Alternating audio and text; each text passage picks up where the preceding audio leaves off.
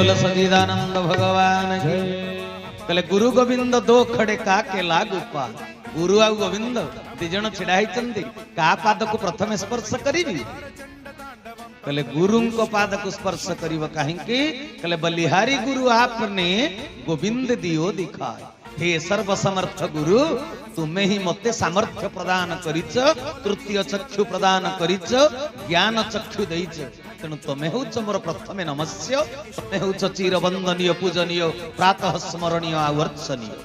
हरि हरि बोला। तेबे सजन वृंद मन ध्यान दे कथा को श्रवण करिवे। ठाकुरे मोर कहिले कहले गुरु कृपा हेई गले किछि असंभव नुहे, सब मिली जिवो। हेले गुरु कृपा मिलिबो किपरि? बड़ अड़ुआ कथा। गुरु कृपा हेले तो सब मिली जिवो, किंतु गुरु कृपाटा हबो किपरि? गुरु कृपा करिवे केमिति?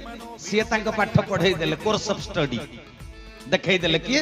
ठाकुर केशव चंद्र कहले कर्म कले सिना पाइबु, कर्म न कले फल आसीबो केउठारु? जेउ कर्म मान कले कृपा प्राप्त हेबो सेति मध्यरु मुख्य अंग हेउची जन्मदात्री, जन्मदाता ओ गुरुजन मान को संतुष्ट करी सेमान को आशीर्वाद ग्रहण करिया। हरि हरि